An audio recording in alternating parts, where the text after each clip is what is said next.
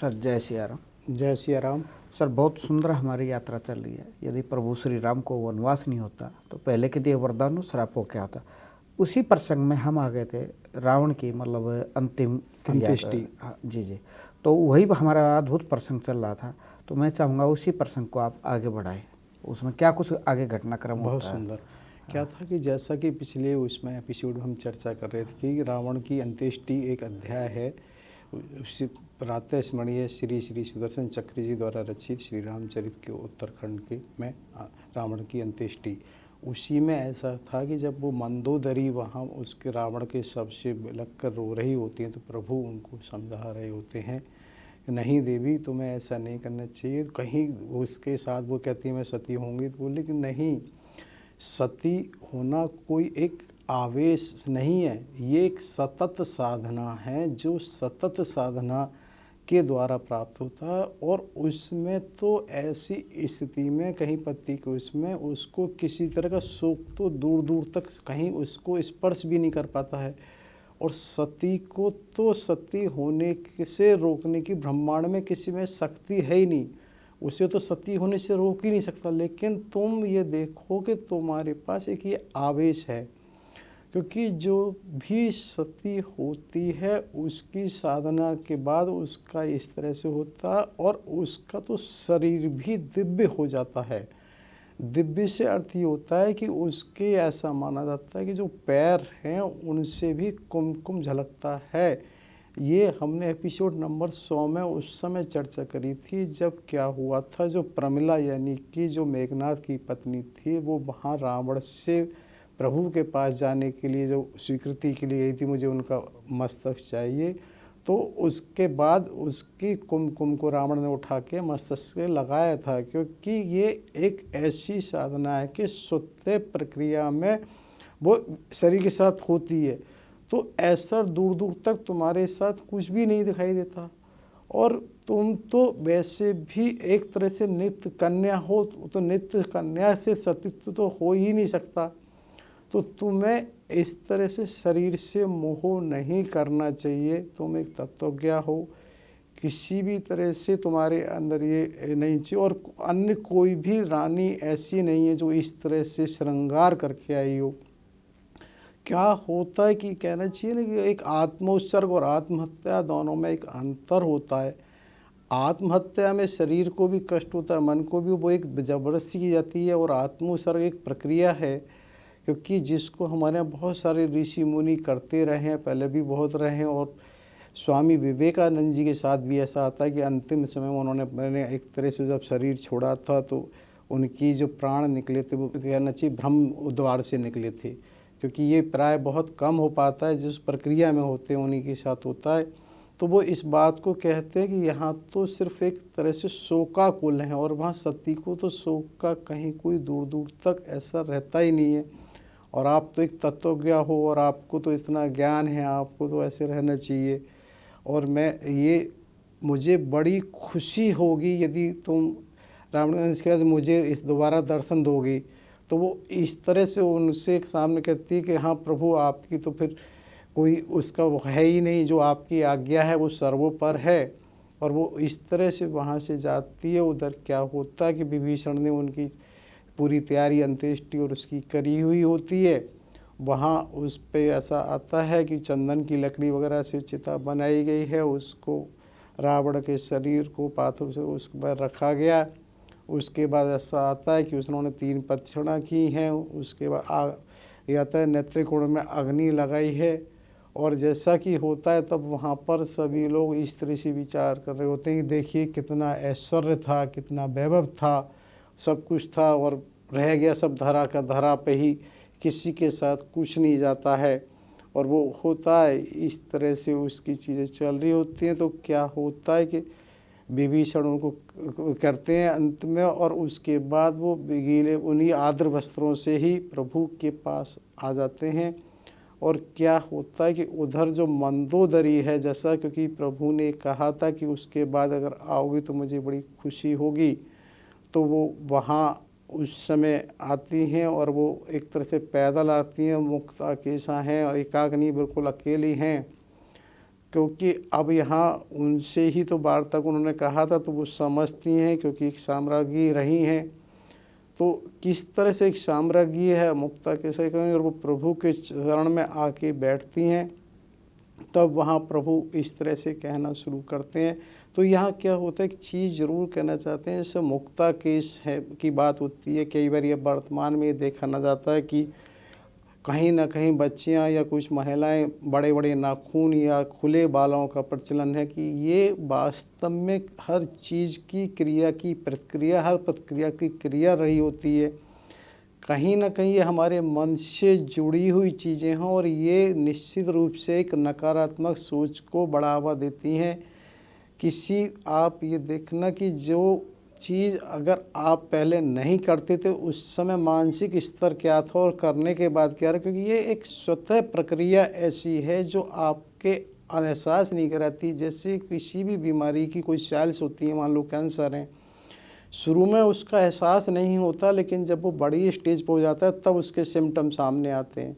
लेकिन ये कोई नहीं बता पाएगा कि सबसे पहले दिन कौन सी सेल बनी थी। उसी तरह से जो बदलाव व्यक्ति के अंदर आ रहे हैं, वो नहीं समझ पाता है किस कारण से आ रहे हैं, लेकिन उसका कारण ज़रूर रहा होता है।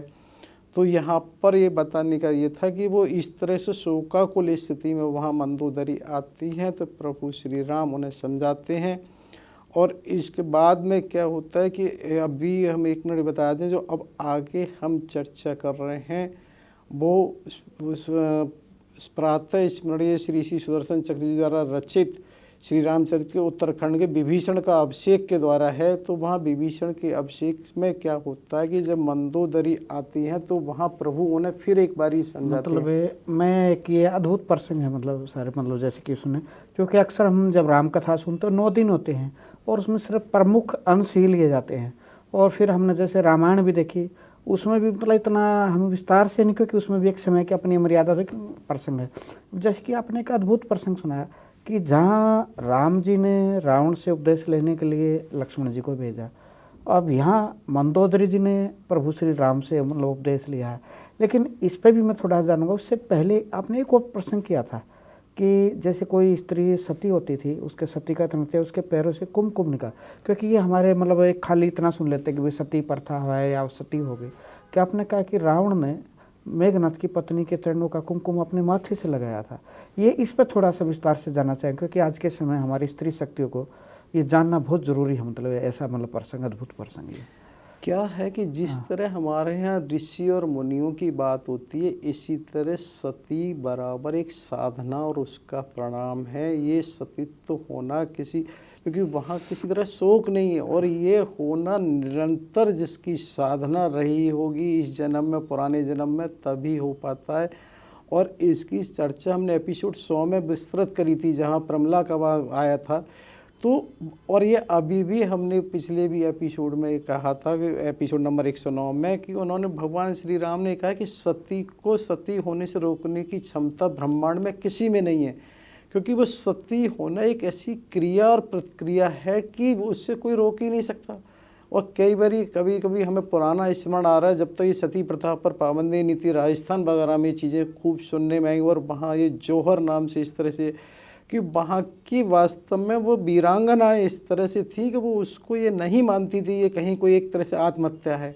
इस तरह अंदर से उनके अंदर एक उल्लास और वो हर्ष होता है। जैसे कहना चाहिए ना कि किसी युद्ध में एक जो वीर गति को प्राप्त करने वाला योद्धा होता है, उसे मृत्यु नहीं दिखाई देती है, उसे एक वो अपनी उल्लास में वो दिखाई देता है, वीर गति उसे ये नहीं लगती है। इसी तरह से सती जो है, लेकिन ये सती को ये बताना पड़ेगा कि निरंतर एक ऐसी साधना है, उसे सिवा पति के कुछ और नज़र ही नहीं आता है। मतलब बहुत अद्भुत व्याख्या की आपने। ये कहा आत्महत्या और सती होना, यानी कि हमारे ऋषि मुनि इस देह का त्याग करते हैं, उसमें मतलब पूरा अंतर है, बहुत फर्क है। जैसे मैंने स्वामी विवेकानंद जी का जिक्र किया, और भी ऐसे बहुत से ऋषि। और यहाँ जब प्रभु श्री राम जब वनगमन में गए थे तो भी वहाँ पर इस तरह से जिक्र आए थे। अब उनका इवन आप उसे देखिए, जो सबरी माता के जो गुरु थे मतंग ऋषि, उन्होंने भी अपना शरीर ऐसे छोड़ा था कि अब समय आ गया है, और उन्होंने ये नहीं कहा भगवान श्री राम आने वाले हैं, उन्होंने ये बता के तो गए कि वो आ चुके हैं, लेकिन इंतजार नहीं किया, क्योंकि उन्हें उसकी ज़्यादा ज़रूरत है। उससे ये लगा कि उनके पास वो क्रिया है, वो जानते हैं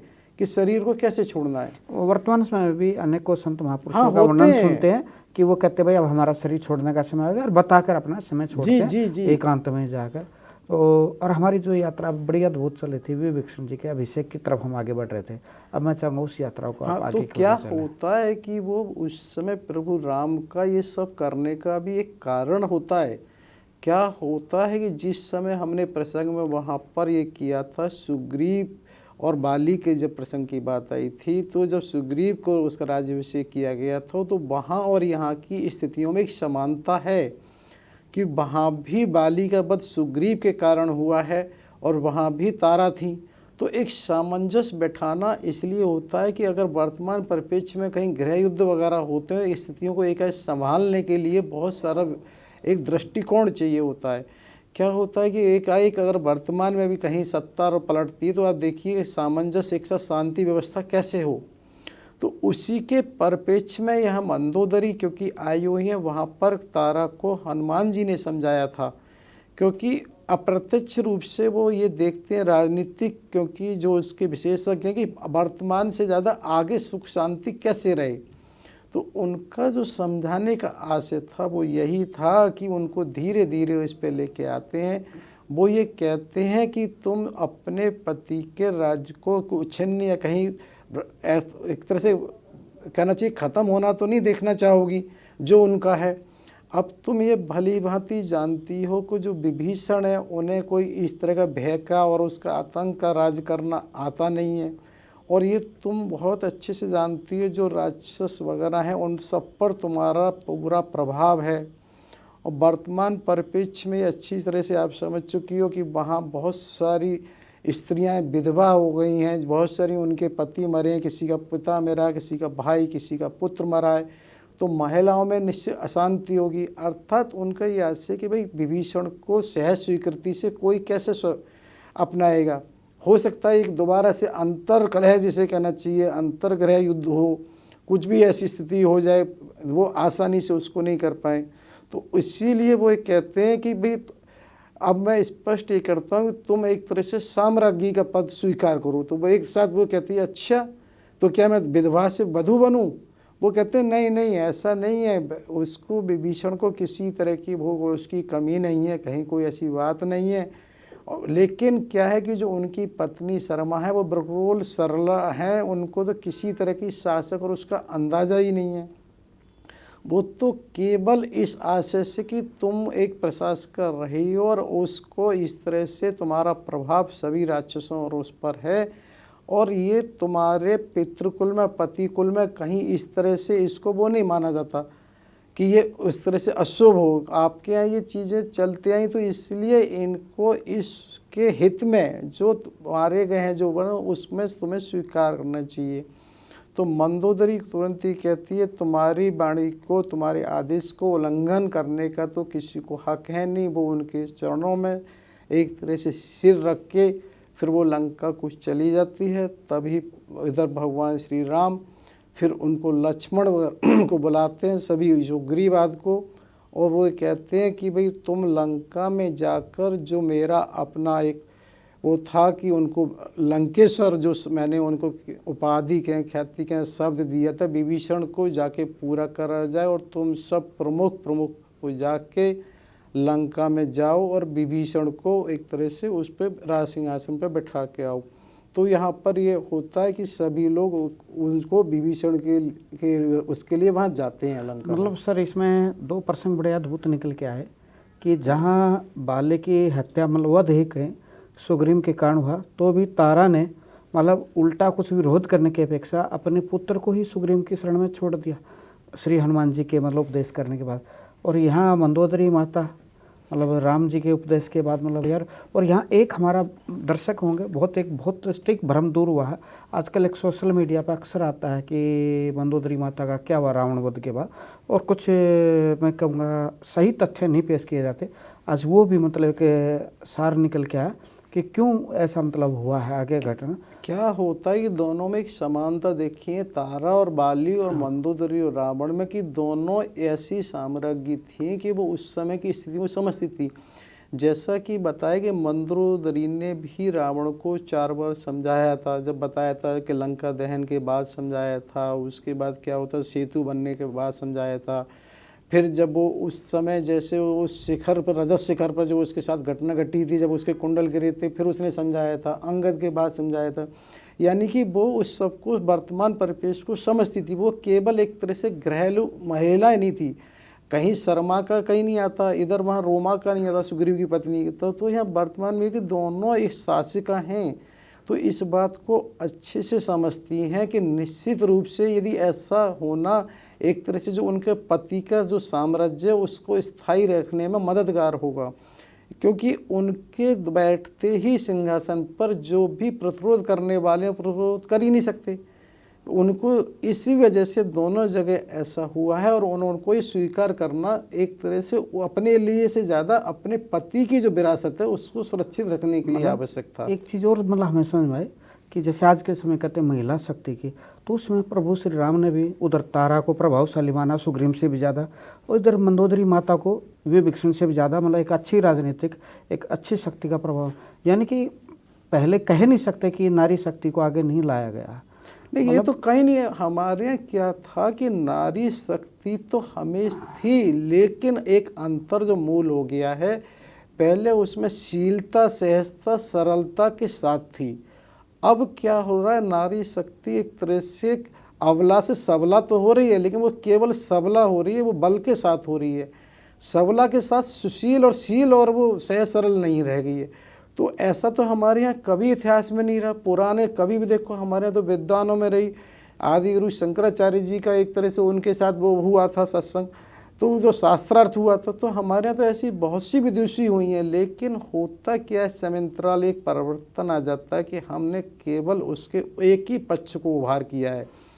वास्तव में जो महिला है वो महिला केवल सबल होकर वो नहीं कर सकती, जो गृह में रह के वो हर समय तपस्या करती थी, प्रति क्षण वो करती थी। मतलब मूल सार एक है कि आज हम सब कुछ चलाना सीख रहे हैं, घर को चलाना भूलते जा रहे हैं। और जो व्यक्ति घर को अच्छा चला लेगा वो अपने समाज को अच्छा चला लेगा, और जो समाज को चला लेगा वो देश को भी और पूरे विश्व को भी अच्छे से बिल्कुल चला लेगा। दूसरा आप एक बात देखिए ना, अब कहाँ कहाँ प्रशिक्षण किसको मिल रहा है, और बिना प्रशिक्षण के कोई चीज़ कैसे चल सकती है। जो घर आप ही देखिए रात और दिन चलता है, रात में भी पता होती थी उस महिला को दिन में किसकी क्या आवश्यकता शरीर की है, किसकी कैसी समय की है, किसको कब जाना है, कब आना है, क्या खाना है, हर चीज़ उसके हिसाब से होती है। तो वो प्रति समय एक तरह से 24 घंटा उसके ध्यान में वो घर चलता है, तब वो घर चलता था। लेकिन आज प्रशिक्षण है ही नहीं। आज तो हम कहते हैं इसमें क्या सोचना है। मतलब बहुत सुंदर ये व्याख्या चले। इसको हम सर कभी पूरा विस्तार से एक अलग विषय करेंगे। अभी हमारे विभीषण जी के राज्याभिषेक का प्रसंग चला अद्भुत, हमारे दर्शक उसका भी इंतजार कर रहे होंगे। मैं चाहूँगा पुनः हम उसी तरफ लौटें। क्या होता है कि जब प्रभु श्री राम उनसे लक्ष्मण से कहते हैं, तो लक्ष्मण जो प्रमुख वानर होते हैं सबको लेके लंका में चले जाते हैं, और उनके राज्याभिषेक की तैयारी के हिसाब से वानरों को समुद्रों को तीर्थों को जल लेने भेजते हैं। और वहाँ पर ये भी आता है कि उस समय वो सारे, क्योंकि क्या होता है कि बहुत अधिक तैयारी तो इसलिए नहीं करनी थी, एक औपचारिकता है, क्योंकि ये एक तरह से गृह युद्ध टाइप का सा है कि वहाँ जहाँ जिसके विभीषण के ही परिजन और वो सब वो हताहत हुए, और उसके बाद बड़ा आयोजन नहीं होना है, लेकिन एक उसके हिसाब से करनी है। तो क्या होता है कि जब जल वगैरह आ जाता है तो उससे तीनों को उसे तीर्थ वो जल स्नान कराया जाता है, मंदोदरी, विभीषण और उनकी पत्नी शर्मा को, उनको अंगराग वगैरह लगाया जाता है। और वहाँ पर ऐसा आता है कि फिर उनको जो आवश्यक ध्वनि है शंख की वो की जाती है, बहुत ज़्यादा कुछ है। और ऐसा उस समय आता है कि वहाँ पर लक्ष्मण ने विभीषण को हाथ पकड़ के सिंहासन पर बैठाया है तथा उनका तिलक किया है, और सुग्रीव ने एक तरह से विभीषण के हाथ में राजदंड दिया है। उसके बाद अन्य वानरों ने उनको जैसी वंदना की है, और उसके बाद जो राक्षस हैं उनकी जैसा भेंट वार्ता होती है वो वहाँ से लेके आते हैं। और ऐसा भी आता है जो उनके एक तरह से माता में है, एक तरह से नाना माल्यवंत ये वो आते हैं, सबसे पहले वो एक तरह से भेंट देते हैं। ये माल्यवंत वही थे जिनका पहले भी हमने कहा था कि जिस समय उन्होंने रावण को बहुत समझाया था, लेकिन उन्होंने वहाँ अपनी सभा में उनका तिरस्कार करके निकाल दिया था। जब उन्होंने कोई आसानी से दूर भगाए तो वो चले गए थे। और उस समय भी इस समय चर्चा आई थी कि जब रावण वहाँ गुरु शुक्राचार्य के पास पाताल लोक में गए थे तो उन्होंने साफ कहा था अब हमारे कुल का कोई युद्ध में शामिल नहीं होगा। तो माल्यवंत को ये बताने का था कि वो क्यों थे, कैसे थे और क्यों बचे थे। तो इसलिए वो वहाँ उनका सुग्रीव को एक तरह से भेंट स्वरूप वहाँ करते हैं। तो क्या होता है कि जो वहाँ पर सुग्रीव के करने के सबके करने के बाद विभीषण जो उस समय एपिसोड 85 में हमने कहा था मंत्री साथ में गए थे उनके 4, क्योंकि अब अगर ध्यान थोड़ा सा दिलाते हैं कि वहाँ ये चर्चा आई थी कि उस समुद्र में ही ऊपर थे तो उन्होंने अपना संदेश भेजा था, इस तरह से उसके रावण के अनुज आए हुए। तो ये जो 4 मंत्री थे उनकी यहाँ उन्होंने विधिवत मंत्री की घोषणा की है। उसके अलावा जो अन्य प्रमुख पद हैं जो आवश्यक सुरक्षा की उनकी घोषणा की है। क्या होता है इसको हम ऐसे वर्तमान परिप्रेक्ष्य में समझ सकते हैं, जब कोई सत्ता परिवर्तन होता है सचिव, प्रमुख सचिव और जो मुख्य पद हैं वो अपने हिसाब से ही सबको करने होते हैं जिससे संचालन सहूलियत से हो सके। तो ऐसा ही कुछ वहाँ रहा होता है। तो यहाँ साथ ही ये भी बताना एक आवश्यक हो जाता है, क्योंकि क्या हुआ है रावण का जब वध हुआ है तो उसके बाद जो शूर्पणखा थी तो वो वहाँ पर लंका छोड़कर मधुबन का जो एक तरह से राजा है उसकी शरण में चली जाती है।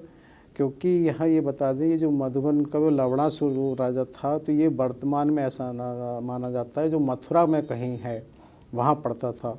और ये इसलिए भी था क्योंकि स्वभाव सबके अपने अलग होते हैं। तो ऐसा भी कहीं आता है कि बाल्यकाल में विभीषण और शूर्पणखा के स्वभाव अलग थे।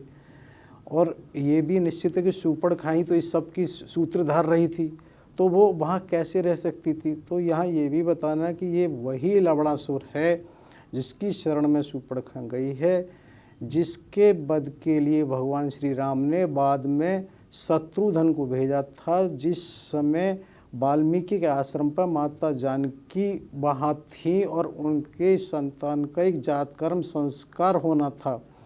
तो क्या है कि भगवान वाल्मीकि तो सब जानते थे, तो वहाँ जब वो जा रहे हैं तो शत्रुघ्न से संस्कार भी कराया गया था। ये बताने का सिर्फ ये आशय था कि वो लवणासुर का वध करने जा रहे होते हैं, उसी समय की बात है। तो यहाँ साथ ही एक चीज़ और बता देना आवश्यक है कि जो हम इस शूर्पणखा की बात कर रहे हैं, हमने एपिसोड 65 में ये तो कहा था कि अंतोगत्ता शूर्पणखा ने भगवान को प्राप्त कर लिया, लेकिन उस समय चर्चा थोड़ी कम हुई थी, उसका संदर्भ नहीं दिया गया था। तो अब इस चीज़ को साथ में बताना ज़रूरी है। क्या होता है कि भागवत जी के 10वें स्कंद के एक तरह से 42 और 48 2 अध्याय हैं जिसमें ये बताया गया है कि वो किस तरह से वहाँ पर कुब्जा के रूप में वो होती है, शूर्पणखा का जन्म होता है और वो वहाँ कंस की सेवा में। तो क्या होता है कि श्री कृष्ण जो अपनी मंडली के साथ जब उसके बुलाने पर कंस के वे वहाँ जा रहे होते हैं मथुरा में, तो जब जा रहे होते हैं तो रास्ते में उन्होंने देखा अरे एक ये स्त्री है। क्योंकि होता क्या है कि प्रभु तो सब जानते हैं कि कब कहाँ क्या होना है, लेकिन होता क्या है दर्शकों को भी समझने के लिए कोई भी निर्देशक इस तरह से ज़रूर करता है कि उसको जोड़ना कैसे है। अब क्या है कि एकाएक कोई घटना घटेगी तो शायद समझ में नहीं आएगी। तो वहाँ शूर्पणखा के लिए माना जाता है कि वो जो एक तरह से चंदन वगैरह लेके जा रही होती है, तो वहाँ पर ये प्रभु श्री कृष्ण उससे पूछते हैं सुंदरी तुम कौन हो, तुम कहाँ जा रही हो, क्यों जा रही हो। तो तब वो बताती है कि मैं एक तरह से उनकी दासी कुब्जा हूँ और उनकी मैं सेवा में करूँ और मेरे को वो बहुत एक तरह से मेरी जो सेवा अंग है कि अंगराग की वो उन्हें बहुत प्रिय है। तो वो वहाँ ये कहते हैं अच्छा तुम मुझे भी अगर ऐसे दे दो तो मेरा हो जाए। क्योंकि क्या है कि प्रभु इसलिए ऐसा कह रहे हैं कि उन्हें प्रत्यक्ष में उसका कल्याण करना है तो कोई कारण तो चाहिए। तो वो उसको प्रेम बस क्योंकि प्रभु को देख के क्या स्थिति रही होगी, कैसे नहीं होगी, तो वो मोहित हो जाती है, उसको अंगराग को देने की बात उन्हें, तब वो कहते हैं भी कल्याणी तुम्हारा इससे कल्याण होगा। तो ऐसा भी जिक्र आता है कि वहाँ पर प्रभु श्याम वर्ण है, तो उन्होंने एक तरह से पीले रंग का वो लगाया है अंगराग, और वहाँ बलराम जी एक तरह से श्वेत हैं, तो उन्होंने लाल रंग का अंगराग लगाया, तो बड़ा सुशोभित हो रहे होते हैं। अब क्योंकि उन्हें फिलहाल प्रत्यक्ष में भी कुछ देना होता है, तो ऐसा कुछ आता है कि प्रभु ने उसके पैरों पर अपने पैर रख के उसकी ठोड़ी पर 2 उंगली से उठा के कुछ इस तरह से झटका दिया, जिससे वो एक सुंदरी रूप में परिवर्तित हो गई। जैसे वहाँ अहिल्या उद्धार में भी वो आता है ना कि पैर की उससे, तो ऐसे ही कुछ किया कि जिसकी वजह से कुब्जा एकदम उसको सुंदर स्त्री के रूप में परिवर्तित हो गई। अब ये अनुमान नहीं लगाया जा सकता कि प्रभु का स्पर्श, प्रभु की दर्शन, प्रभु की मोहिनी और पुराना वो सब प्रारब्ध की क्या स्थिति रही होगी। तो उसके बाद ये आता है कि वो वहाँ तुरंत प्रभु से कहती है, नहीं अब ऐसे नहीं हो सकता, आपको हर हालत में मेरे घर आना पड़ेगा। वो उनको कहती है और उसको बुलाती है। तो लेकिन क्या होता है, ये तो हम 42वें अध्याय की चर्चा कर रहे हैं, क्योंकि वहाँ पर वो जो गए हैं कंस के बुलावे पर गए हैं, तो कंस के बुलाने की वजह से वहाँ वो एक धनुष जैसे वहाँ पर था श्री राम भगवान के स्वयंवर के टाइम पे, ऐसे यहाँ एक धनुष कंस ने बड़ा वो बनाया है, जिसके धनुष के वो 2 टुकड़े ऐसे कर देते हैं जैसे कुछ था ही नहीं। तो सारे सैनिकों से युद्ध वगैरह भी होता है और सारे सैनिक भाग जाते हैं, और उसको सबको हरा कर जब वो शाम को पहुँच जाते हैं अपने जहाँ रुके हुए होते हैं, तो क्या होता है कि कंस को ना बराबर एक तरह से इस अपशकुन कहें, स्वप्न कहें, इस तरह के वहाँ आ रहे होते हैं।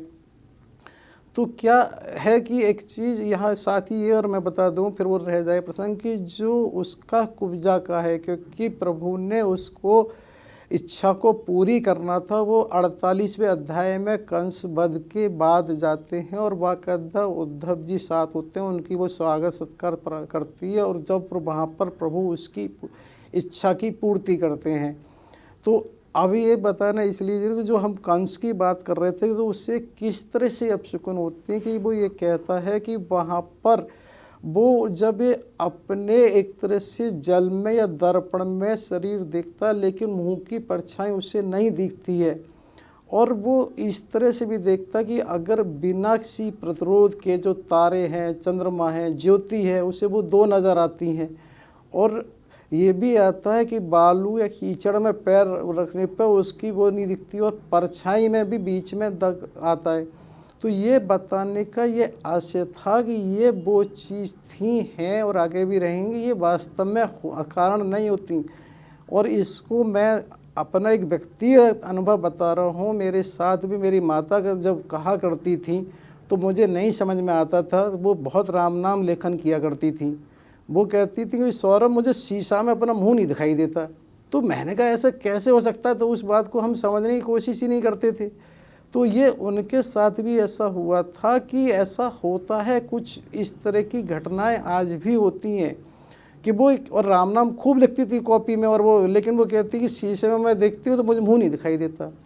तो ये चीज़ हमने क्यों कही कि ये इनविजिबल जो अदृश्य संसार है उसकी चीज़ें वास्तव में कल्पना लोक की नहीं है। वो एक अलग बात है कि सबके साथ घटित ना हो, जो घटित हो वो एहसास ना कर पाए, लेकिन ऐसा नहीं कहा जा सकता कि कुछ होता ही नहीं है, सब कुछ मिथ्या है। तो ये चीज़ें यहाँ इसलिए बताई गई कि कहीं ना कहीं वो थी, हैं और रहेंगी। मतलब मैं तो देख रहा हूँ कि बड़े अद्भुत प्रसंग है कि जैसे कहा जाता है कि द्वापर बाद में क्यों आया, अगर पहले आ गया होता तो प्रभु कैसे मंथरा का न इसका कुब्जा का उद्धार करते। यही तो हम और बता रहे हैं कि जैसे आपने कहा कि जब लावणासुर को मारने के लिए शत्रुघ्न जी जा रहे थे तो वहाँ मतलब वाल्मीकि ऋषि जी ने संस्कार करवाया है। तो मतलब एक दूसरे से सब कुछ, यानी कि आपका एक सूत्र है कि हमारे जीवन की कोई भी छोटी से छोटी घटना और बड़े से बड़ी घटना केवल एक कारण के नहीं होते, उसके आगे पीछे बहुत से कारण जुड़े होते हैं। तो यात्रा बहुत अद्भुत चल रही है। फिर वही एक समय आ जाती है, घड़ी हमारे इशारा करते हैं। इस यात्रा को हम अगली कड़ी में फिर से विस्तार से और जानेंगे सर। और आज के लिए हम यही कह सकते हैं, आपने बढ़िया अद्भुत जानकारी दी, और इसको हम यहीं विराम देते हैं। अगली कड़ी के लिए फिर मिलते हैं अगली कड़ी में इसी चर्चा को लेकर। जय सिया राम। जय सिया राम।